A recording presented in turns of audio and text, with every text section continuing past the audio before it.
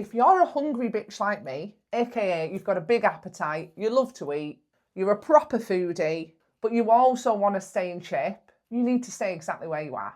This is a structure that I have followed with food for years. It's a structure I use with all my coaching clients, and I've been a coach for 12 years. Side note, I do know this is the internet and someone might write in the comments, but it won't work for me. Well, if my auntie had balls, she'd be my uncle. So let's just say that this is going to work for most people. If you're a woman over the age of 35 and you're here, I'm going to guess you've spent a lot of your life trying to weigh less, trying to sort out your behaviours with food, starting and stopping and starting again. Well, this is going to help. I call it the 3-2-1 principle because that's really easy to remember. I've got a menopausal brain, so we need to keep things simple. The 3-2-1 principle means that you have to stop eating like a toddler.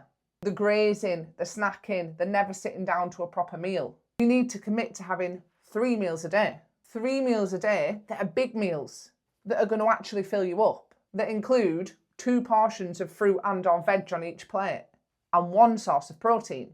3 meals is going to help you manage hunger and energy throughout the day. That's what stops you making dickhead decisions later on. Now you know what a dickhead decision is. It's the ones you make out of emotion rather than logic.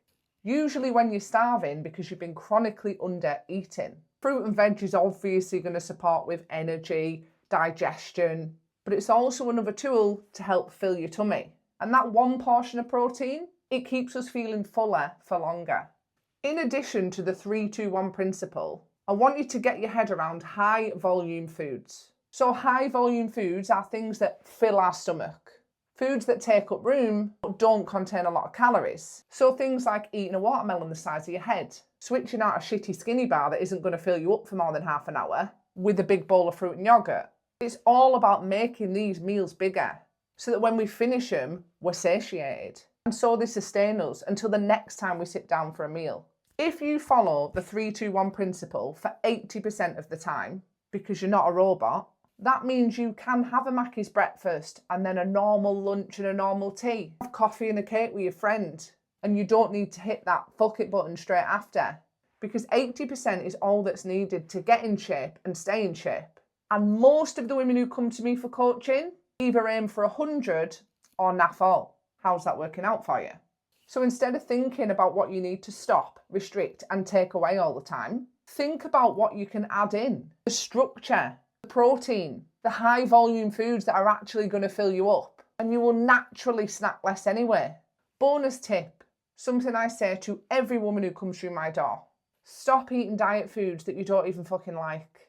Food is fuel, but it's also joy and moments and memories. You do not have to remove every bit of joy from your life to build behaviours and a body that you're really fucking proud of. If this kind of simple, straight to the point, bullshit-free advice lands with you, you are going to love my Basic Bitch Bible. It brings together loads of the best bits from 12 years of coaching and shows you how to feel well without dedicating every waking moment to wellness. Because we're busy bitches, we're basic bitches, and we're hungry bitches. Scroll down the description, click the link and grab your copy today.